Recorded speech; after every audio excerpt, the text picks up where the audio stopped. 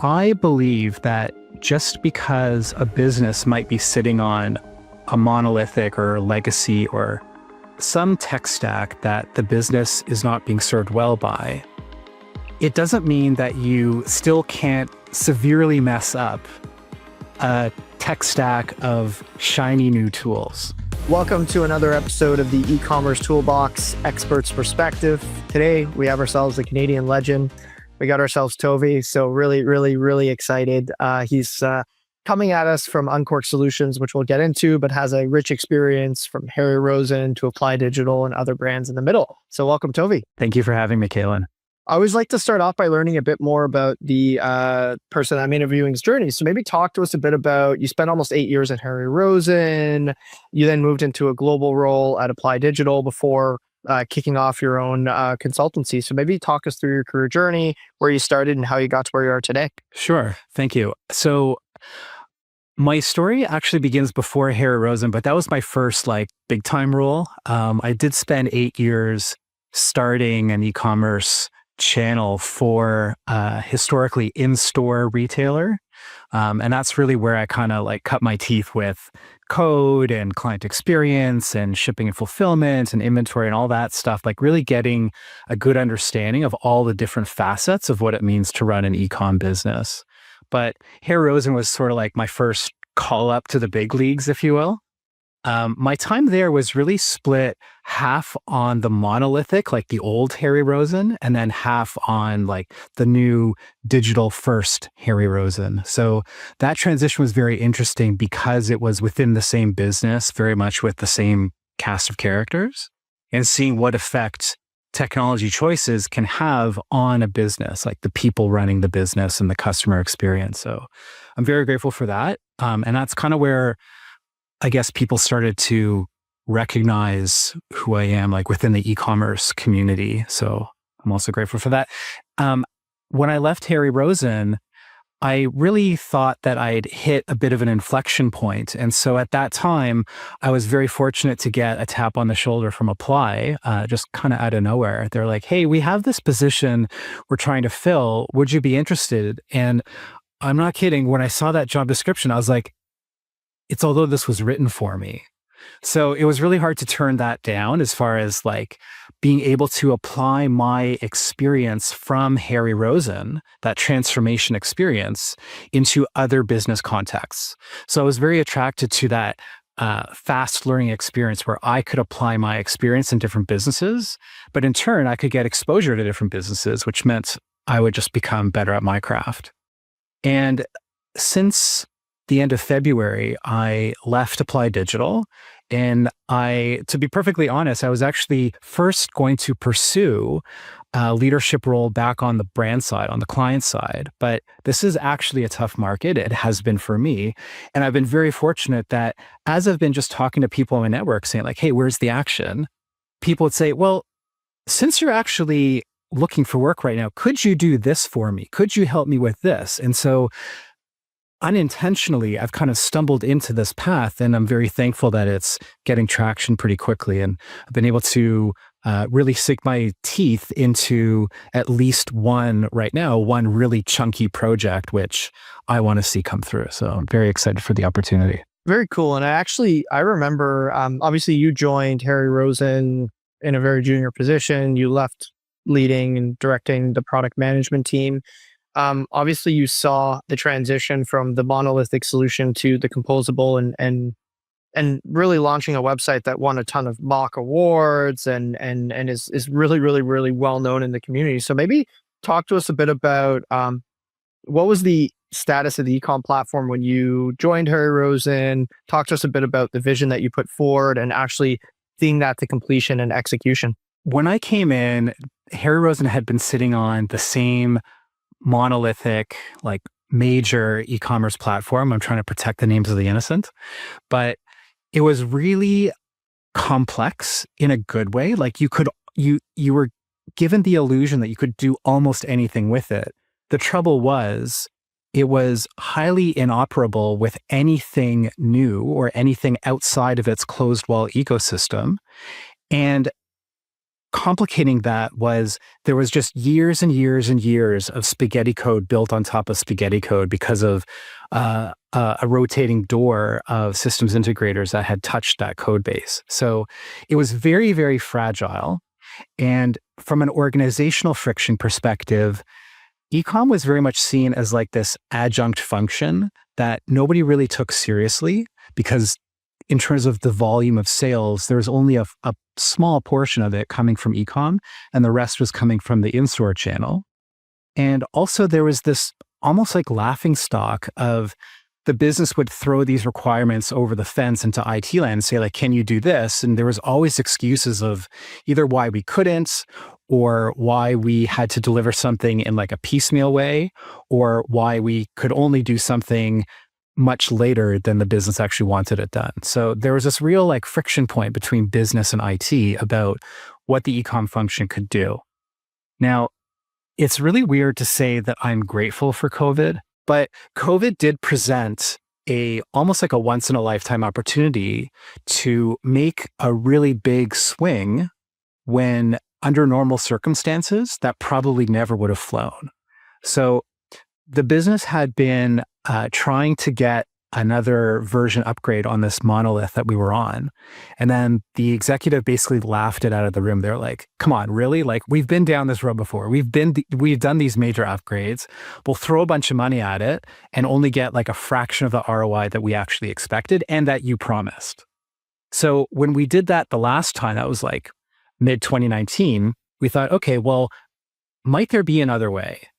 And serendipitously, my executive sponsor at the time, Ian Rosen, sent me this link kind of out of nowhere. I think he got it from someone smarter than me. And it was a website, just an article explaining this is how monolithic architecture looks like. But this is how MACH microservices API first architectures look like. And the whole like division of responsibilities and the clear demarcation between them. It was such a light bulb moment. It was like, oh my God, this is our get out of jail free card. Like, this is the way. And so we completely repackaged and pivoted the proposal, got buy-in, signed all the contracts, and then the world shut down. So we were already like just on the course of heading down that like from monolith to something else.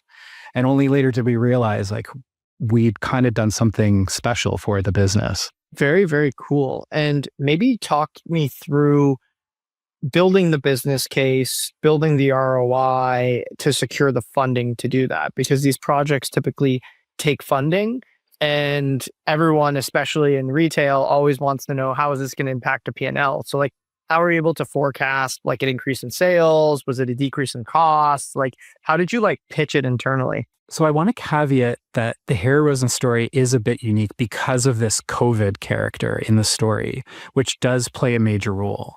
So fleshing out the business case, working with the executive to get buy-in was a little unusual in the sense we were kind of forced, like the business was literally shuttered.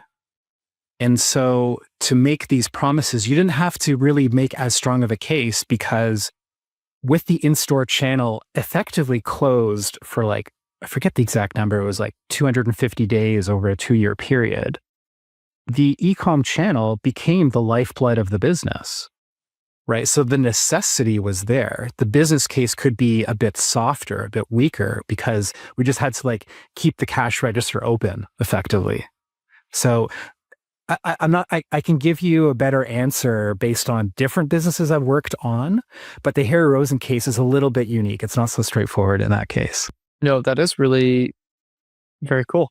I didn't know that, but that makes a lot of sense. And that actually explains probably why a lot of people that sold to retailers exploded during COVID. But after that, a lot of them have struggled. So maybe talk to me a bit about what was the Herringbone app? I know it was a clienteling tool.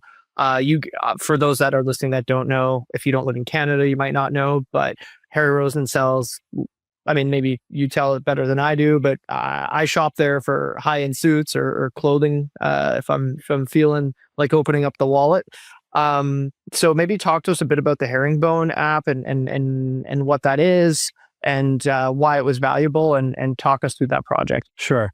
I'm actually glad you touched on that, because when I think back on my time at Harry Rosen, the Herringbone app is one of the two things I'm most proudest of, because that really lit me up in terms of doing something really differentiated after the big website launch, of course. So to give you a bit of context, with Harry Rosen, the client advisor, like the selling advisor, they call them clothing advisors, the client advisor relationship is really important. That's like part of the DNA of the business, or how they do business differently. And implicit in that client advisor relationship is a lot of trust. The business learned over time that men, at least the men who shop there, really don't need to be given a whole plethora of choice. Coming into that store, it's a bit intimidating. There's just like so much stuff. Not to talk about how it's merchandised, but there's so much selection, right? And so the advisor is very good. The advisor is trained at figuring out what you, Kaylin, gravitate towards. Like, what's your size preference? What's your style preference? Do you need to dress up for like important pitches or for your daughter's graduation or whatever the case may be?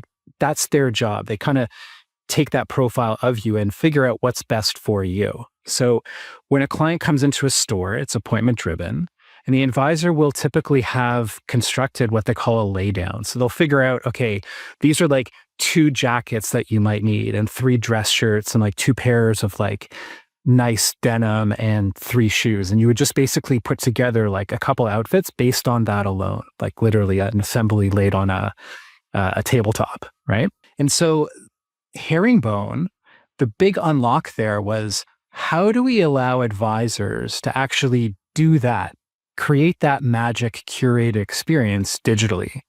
Because really, in today's day and age, why should that relationship have to be tethered to the in-store experience?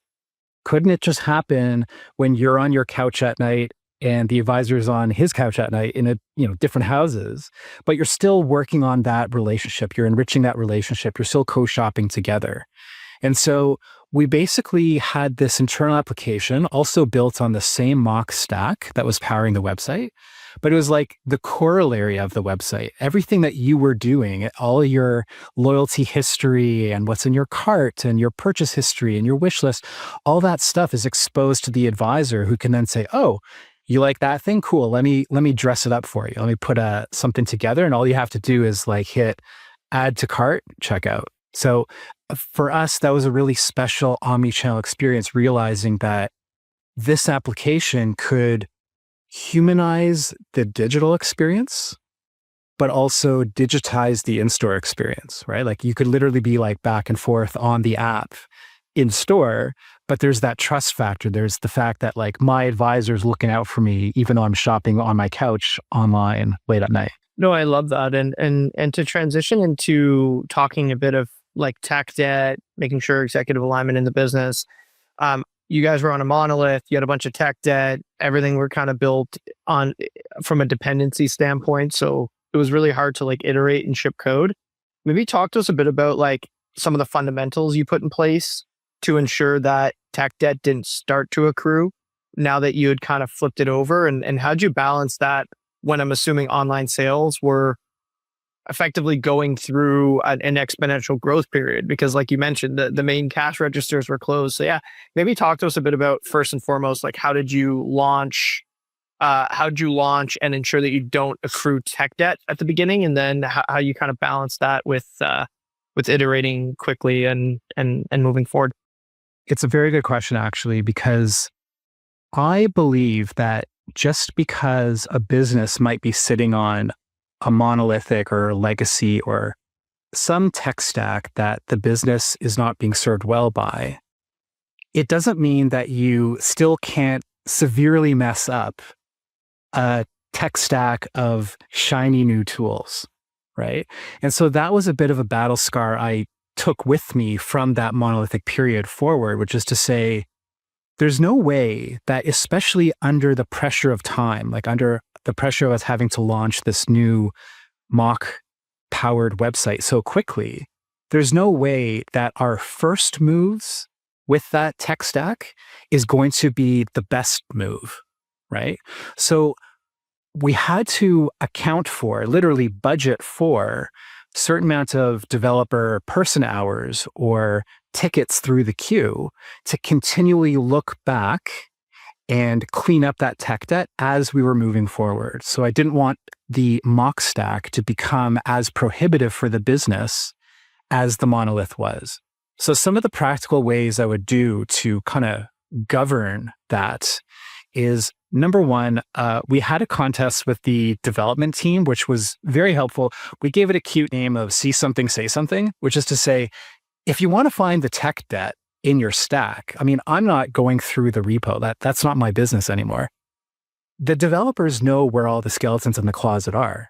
Ask them to document it, right? So we literally created an award to say, over this short time period, like 1 or 2 weeks, whatever it was, whoever documents the most tickets that were categorized with a custom category of debt, that person gets some like obscene cash reward. Like we really wanted them to like do the work to make it happen. And the value of that is like, we would get an outsized return. But of course, there's still trade-offs. You can't just, that's cool for the development team. But when you're actually presenting to the executive weekly to say, here's actually how we've allocated money for the development team across work items like features or risks, stuff like that. We also categorize tech debts and would report on that weekly to say, we've budgeted that harmonized over a long period, say 1 year, all work items should be at least when you count up all work items, 25% of them should always be tech debt on a continual basis. And essentially, I wanted to be set up where I was being accountable to myself, but also to the business to say, we will be good stewards of the initial investment you made, like of that huge CapEx spike at the beginning. We're going to take care of this forevermore. And then because you're talking to the business, obviously you can't prioritize every tech debt ticket. So going back to that contest, when a tech debt ticket was written up, we would always ask in the developer's experience to grade its severity, its frequency, and impact over time. So at least we know that we were picking the most prioritized debt tickets over others. No, I love that. I feel like that's something that candidly people don't really spend too much time on, because in a lot of cases, it's not directly correlated in the short term to that extra campaign or conversion, but in the long term becomes like a weighted vest when you're trying to swim across the lake. Yeah, no doubt. It's kind of like you have to take your car to the mechanic every once in a while to do like oil changes. It's just like the regular maintenance. If you think of it as like something you have to do, then it's not just like, oh, we'll get to that someday. No, absolutely. So yeah, as we look to wrap up, maybe talk to us a bit about with your new venture, what you're hoping to accomplish. What's kind of top of mind for you? Where do you think you can drive the most amount of value? I think the agency model, this is not, I'm being Captain Obvious here, but the agency model is a little bit stressed. It's a little bit under duress, especially because of AI. Had to throw that in there. It's surprised we waited until this far into the conversation to mention that. But it's possible if you have very good judgment, and if you can establish trust, and if you've got enough reps of doing transformation-oriented work, not to say a whole program necessarily, but swapping out a commerce platform or a CMS or marketing activation programs, those smaller things that fit into the larger transformation bucket, there is pattern recognition to it. And I think digital transformation itself has a bit of a bad rap because there's so much association to failure, and there isn't enough of a recipe that's out there. So I believe that there's a way to do this kind of work to give businesses value faster upstream from when development starts. So essentially figuring out how to best serve the business, how to orient the business with a good operating model where business and tech are joint partners of these investments and really driving value. Figuring out all that upstream work before implementation starts for anything is something that should be accelerated. And I don't think anybody's really focusing on that enough. So that's where I see a bit of a market gap that I think I'm well positioned to satisfy. So we'll see how it goes. Awesome. Well, Toby, it was amazing learning about your journey, and congrats on the launch of the new venture, and really appreciate your time today. Thank you so much. Fantastic podcast. Thank you, Caitlin. The Ecommerce Toolbox Expert Perspectives is brought to you by Noibu. To find out more about Noibu and how we can help you debug your e-commerce site and rocket your revenue, visit www.noibu.com. That's Noibu.com. And then make sure to search for the Ecommerce Toolbox Expert Perspectives on Apple Podcasts, Spotify, Google Podcasts, or anywhere else podcasts are found, and click subscribe so you don't miss out on any future episodes. On behalf of the team here at Noibu, thanks for listening.